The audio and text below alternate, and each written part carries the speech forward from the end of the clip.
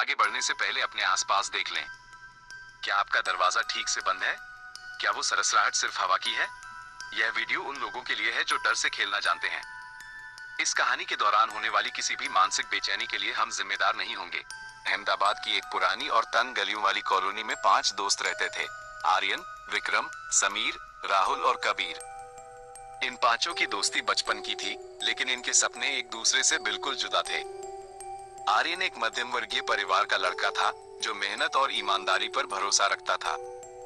वहीं दूसरी तरफ विक्रम था, जिसे अपने पिता की छोटी सी किराना दुकान से सख्त नफरत थी। वो अक्सर कहता था, किराने की इस धूल में मेरा दम घुटता है। मुझे ऐसी जिंदगी चाहिए जहां पैसा मेरे पीछे भागे, मैं पैसे के पीछे नहीं। एक बार विश्वविद्यालय के एक प्रोजेक्ट के सिलसिले में ये पांचों दोस्त एक बहुत पुराने और ऐतिहासिक शहर गए। वहां की गलियां इतिहास और रहस्यों से भरी थी। घूमते घूमते वे एक ऐसी रद्दी की दुकान पर पहुंचे जहां पुरानी किताबें और अजीबोगरीब सामान बिखरा पड़ा था। बाकी दोस्त बाहर खड़े बातें कर रहे थे, लेकिन विक्रम की नजर एक कोने में दबी हुई चमड़े की जिल्द वाली एक काली किताब पर पड़ी। उस किताब को हाथ में लेते ही विक्रम को एक अजीब सी सिहरन महसूस हुई। जब उसने उसके पन्ने पलटे तो उसमें प्राचीन मंत्र और कर्ण पिशाचिनी व यक्षिणी जैसी शक्तियों को वश में करने के खौफनाक तरीके लिखे थे। विक्रम को लगा जैसे उसे कुबेर का खजाना मिल गया हो। आर्यन ने जब वो किताब देखी तो उसका मन घबरा गया। उसने विक्रम को टोकते हुए कहा, देख विक्रम, ये सब चीजें अच्छी नहीं होती। हमारे घर के बड़े कहते हैं कि शक्तियों का सौदा हमेशा मौत का सौदा होता है। जो चीज बिना मेहनत के मिलती है वह अपनी कीमत जरूर वसूलती है। लेकिन विक्रम के सिर पर दौलत का भूत सवार था। उसने आर्यन की बात को अनसुना कर दिया और चुपके से वो किताब अपने पास रख ली। उस शहर से लौटने के बाद विक्रम अचानक बदल गया। वो अपने दोस्तों से दूर रहने लगा और एक दिन बिना किसी को बताए गायब हो गया। 1 महीने तक उसका कोई पता नहीं चला। उसके माता पिता और दोस्त परेशान थे। 1 महीने बाद जब विक्रम लौटा तो उसका हुलिया पूरी तरह बदल चुका था। उसके चेहरे पर एक अजीब सी डरावनी चमक थी और उसकी आंखों में एक ऐसी गहराई थी जो किसी को भी डरा दे। सबसे अजीब बात यह थी कि उसके पास से गुलाब की एक ऐसी तेज और भारी खुशबू आती थी जो वातावरण को बोझिल कर देती थी। जब दोस्तों ने पूछा कि वह कहाँ था तो उसने सिर्फ मुस्कुराकर टाल दिया।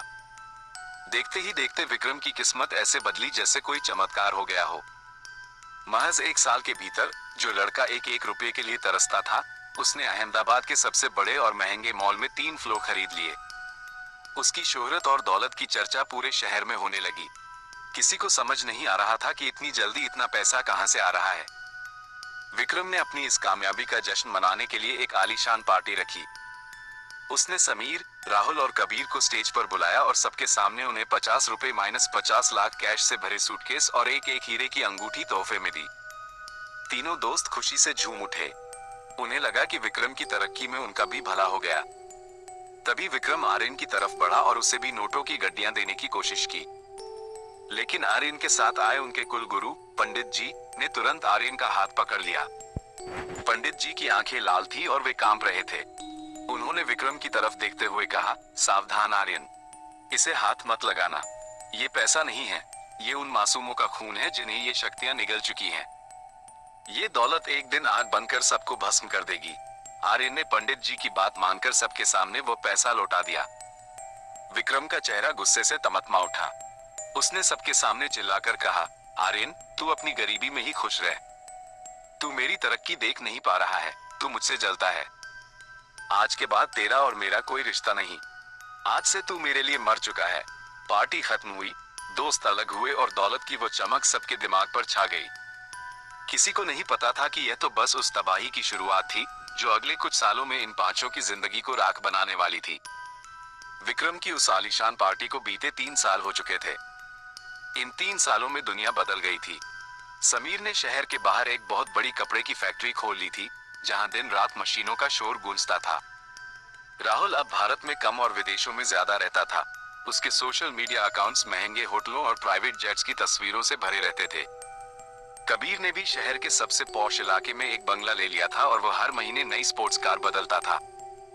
आर्यन अभी भी अपनी पुरानी जिंदगी जी रहा था, लेकिन उसके मन में अपने दोस्तों के लिए डर बना रहता था। वो अक्सर मंदिर जाता और उनके लिए प्रार्थना करता। लेकिन 2024 की एक काली रात ने सब कुछ पलट कर रख दिया। विक्रम ने जिस कर्ण पिशाचिनी को वश में किया था, उसके साथ एक बहुत ही भयानक शर्त जुड़ी थी। वो शक्ति उसे दौलत तो देती थी, लेकिन बदले में हर साल एक मासूम की बलि मांगती थी। शुरुआत में विक्रम ने अंधे लालच में ये सब किया, लेकिन धीरे धीरे उसकी रूह कांपने लगी। जब विक्रम ने बलि देने से इनकार किया और खुद को उस अंधेरे से दूर करने की कोशिश की, तो वो शक्ति हिंसक हो गई। उसे बलि चाहिए थी, चाहे वो अनजान की हो या विक्रम के अपनों की। समीर का खौफनाक अंत तबाही की शुरुआत समीर से हुई।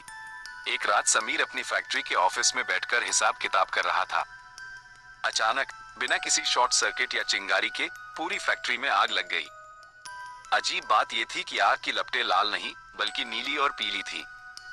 समीर अंदर ही फंस गया। जब अगले दिन पुलिस और फॉरेंसिक टीम पहुंची, तो पूरी फैक्ट्री राख हो चुकी थी, लेकिन समीर की लाश कहीं नहीं मिली। फैक्ट्री के बीचों बीच फर्श पर बस एक इंसानी आकृति की राख पड़ी थी, जो गहरे नीले रंग की थी। समीर की वह बेशकीमती हीरे की अंगूठी उसी राख के ढेर में पिघली हुई मिली। राहुल का पागलपन। समीर की मौत की खबर सुनकर राहुल बुरी तरह डर गया। उसने विदेश से लौटना छोड़ दिया, लेकिन खौफ उसका पीछा नहीं छोड़ रहा था। उसे हर जगह, होटल के कमरों में, प्लेन की खिड़की पर और यहाँ तक कि बाथरूम के शीशे में भी एक बिना सर वाली औरत दिखने लगी। वो औरत उसके कानों में चीखती थी, तेरी बारी है। राहुल धीरे धीरे अपना मानसिक संतुलन खोने लगा। एक रात पेरिस के एक महंगे होटल में डर के मारे उसने अपनी ही उंगलियों से अपनी आंखें फोड़ ली। वो पागलों की तरह गलियारे में दौड़ता रहा और अंत में दिल का दौरा पड़ने से उसकी मौत हो गई। कबीर का गायब होना। अब सिर्फ कबीर और विक्रम बचे थे। कबीर ने खुद को अपने बंगले में कैद कर लिया था। उसने दर्जनों गार्ड्स तैनात कर दिए, लेकिन मौत को कौन रोक सकता था। एक शाम कबीर अपनी नई गाड़ी से किसी काम के लिए निकला। वो शहर की सबसे व्यस्त सड़क पर था, ट्रैफिक के बीच। अचानक उसकी गाड़ी एक सुरंग टनल में दाखिल हुई और उसके बाद वह कभी बाहर नहीं निकली। पुलिस ने पूरी सुरंग छान मारी, सीसीटीवी देखे, पर कबीर और उसकी गाड़ी मानो हवा में विलीन हो गए थे। 2 महीने बाद शहर के गंदे नाले के पास एक कटा हुआ हाथ मिला। वो हाथ कबीर का था और उस पर अभी भी विक्रम की दी हुई वही हीरे की अंगूठी चमक रही थी। आर्यन को जब इन सब घटनाओं का पता चला, तो वो समझ गया कि अब विक्रम की बारी है। वो तुरंत पंडित जी को लेकर विक्रम के उस आलीशान महल पहुंचा। बाहर से वो घर अभी भी चमक रहा था, लेकिन जैसे ही आर्यन ने चौखट पर कदम रखा, उसे सड़ांध की एक ऐसी बदबू आई कि उसका जी मिचलाने लगा। अंदर का नजारा देखकर आर्यन की चीख निकल गई।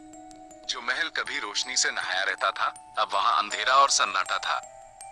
दीवारों से छिपकलियों के रेंगने और किसी के सिसकने की आवाजें आ रही थी। विक्रम अपने विशाल बेडरूम में एक कोने में सिमटा पड़ा था। उसका आधा शरीर काला पड़ चुका था और गल रहा था, जैसे कोई एसिड उसे धीरे धीरे जला रहा हो। विक्रम ने आर्यन को देखा तो उसकी आंखों से आंसू बहने लगे। उसने कांपती आवाज में कहा, आर्यन, तू सही था। ये पैसा नहीं, अभिशाप है। वो पिशाचिनी हर रात आती है। वो मेरे कान में समीर, राहुल और कबीर की चीखें सुनाती है। वो मेरे जिंदा जिस्म का मांस नोचती है और मैं मर भी नहीं पा रहा क्योंकि उसने मेरी मौत को अपनी मुट्ठी में कैद कर लिया है। आर्यन ने देखा कि पास के कमरे में विक्रम के माता पिता बैठे थे। वे जिंदा तो थे, पर उनकी हालत लकड़ी के पुतलों जैसी थी। वे ना हिल सकते थे, ना देख सकते थे। बस उनकी आंखों से खून के आंसू बहकर उनके कपड़ों को भिगो रहे थे। पंडित जी ने चिल्लाकर कहा, आर्यन, वक्त बहुत कम है। इस शक्ति ने इस घर को एक नर्क बना दिया है। हमें अभी इसी वक्त अनुष्ठान शुरू करना होगा, वरना आज की रात विक्रम की आखिरी रात होगी। विक्रम के महल में मौत का सन्नाटा पसरा था, जिसे रह रहकर दीवारों के पीछे से आने वाली डरावनी हंसी तोड़ रही थी। पंडित जी ने तुरंत कमरे के बीचों बीच एक रक्षा चक्र बनाया और महामृत्युंजय मंत्र का जाप शुरू किया। उन्होंने आर्यन को सख्त हिदायत दी, बेटा, चाहे कुछ भी हो जाए, इस चक्र से बाहर मत निकलना। आज साक्षात मौत इस घर में तांडव करेगी। जैसे ही हवन की पहली आहुति अग्नि में गिरी, पूरा महल किसी भूकंप की तरह कांपने लगा। विक्रम का शरीर अचानक बिस्तर से ऊपर उठा और हवा में झूलने लगा। उसकी गर्दन एक अजीब कोण पर मुड़ गई और उसके मुंह से एक ऐसी गूंजती हुई आवाज निकली जो इंसानी नहीं थी, आर्यन, तू अपनी छोटी सी भक्ति से मेरी सदियों की प्यास को नहीं रोक सकता। विक्रम ने अपनी हर सांस मेरे नाम लिखी है और अब इसके मांस पर मेरा हक है। अचानक घर के सारे महंगे शीशे और झूमर एक साथ धमाके के साथ टूट गए। कांच के टुकड़े हवा में उड़ने लगे और अदृश्य हाथों ने आर्यन पर हमला कर दिया। आर्यन के कपड़ों पर खून के धब्बे उभरने लगे, जैसे कोई नुकीले नाखूनों से उसे नोच रहा हो। पंडित जी ने चिल्लाकर कहा, आर्यन, घबराओ मत। हनुमान चालीसा का पाठ बंद मत करना। इसकी शक्ति उस काली किताब में है जिसे इसने तहखाने में छिपाया है। जब तक वो किताब सलामत है, ये पिशाचिनी नहीं जाएगी। आर्यन अपनी जान हथेली पर रखकर तहखाने की ओर भागा। वहां का तापमान बर्फ की तरह ठंडा था। जैसे ही उसने कदम रखा, उसे लगा जैसे सैकड़ों हाथ उसके पैर पकड़कर खींच रहे हों। लेकिन आर्यन ने अपने गले में बंधा सिद्ध कवच हाथ में लिया और भगवान का नाम लेकर आगे बढ़ा। एक पुरानी तिजोरी के पीछे उसे वो चमड़े की जिल्द वाली किताब मिली। जैसे ही उसने किताब को छुआ, उसे लगा जैसे उसके हाथों पर गर्म कोयला रख दिया गया हो। आर्यन भागते हुए वापस हवन कुंड के पास आया और बिना एक पल सोचे उस किताब को पवित्र अग्नि के हवाले कर दिया। किताब के जलते ही एक ऐसी रोंगटे खड़े कर देने वाली चीख गूंजी, जो शायद पूरे अहमदाबाद ने सुनी होगी। विक्रम का शरीर धड़ाम से जमीन पर गिरा। अचानक वो आलीशान महल धुआं धुआं होने लगा। जो दीवारें सोने की तरह चमकती थी, वे खंडहर में बदल गईं। करोड़ों का फर्नीचर राख हो गया और विक्रम की सारी दौलत देखते ही देखते मिट्टी में मिल गई। जब धुआं छटा, तो वहां सिर्फ एक पुरानी टूटी हुई हवेली बची थी। 2025 का अंत और पश्चाताप। कहानी अब 2025 के अंत की ओर पहुंचती है। विक्रम बच तो गया, लेकिन उस तांत्रिक युद्ध ने उसकी आत्मा को पूरी तरह निचोड़ दिया था।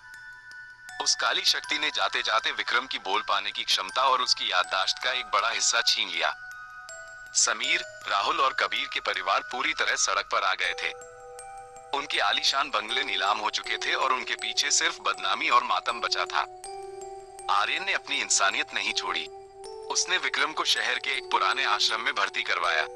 वहां विक्रम सारा दिन एक पुराने बरगद के पेड़ के नीचे बैठा रहता।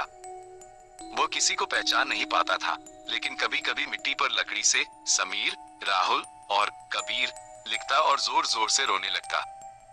उसकी आंखों में अब वो घमंड नहीं, बल्कि एक कभी न खत्म होने वाला पश्चाताप था।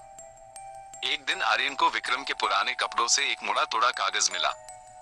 उस पर विक्रम ने शायद उस रात से पहले लिखा था, मैंने सोचा था कि मैं मरणशील होकर अमर शक्तियों को धोखा दे दूंगा, पर सच तो यह है कि शैतानी ताकतें पहले तुम्हें वह सब देती हैं जिसे तुम सफलता कहते हो, और फिर धीरे धीरे तुम्हारा सुकून, तुम्हारा परिवार और तुम्हारा पहचान छीन लेती हैं। शॉर्टकट का रास्ता हमेशा एक ऐसे अंधेरे पर खत्म होता है जहां से वापसी का कोई रास्ता नहीं होता। आज की हकीकत 2026। आज 2026 की एक शांत शाम है। आर्यन मंदिर की सीढ़ियां चढ़ रहा है। उसने देखा कि मंदिर के बाहर वही पुरानी काली पड़ चुकी घड़ी एक भिखारी के पास पड़ी है, जिसे विक्रम ने कभी अपना गुड लक कहा था। अब वो सिर्फ एक कचरा थी। आर्यन ने अंदर जाकर भगवान के सामने सिर झुकाया। उसे आज समझ आया कि असली अमीरी मेहनत की उस सूखी रोटी में है, जिसे खाकर रात को चैन की नींद आती है। विक्रम आज भी जिंदा है। वो मंदिर के बाहर झाड़ू लगाता है। वो बोल नहीं सकता, पर उसकी आंखें हर गुजरने वाले से एक ही बात कहती हैं कि कभी भी लालच के उस शॉर्टकट पर मत चलना, जिसकी कीमत तुम्हारे अपनों की जान और तुम्हारी आत्मा हो। अंतर कहानी यहाँ खत्म होती है, लेकिन ये सवाल हमेशा के लिए छोड़ जाती है, क्या आप ऐसी दौलत चाहेंगे जिसकी हर ईंट किसी अपने के खून से सनी हो? विक्रम की कहानी आज भी अहमदाबाद की उन गलियों में एक चेतावनी की तरह सुनाई जाती है।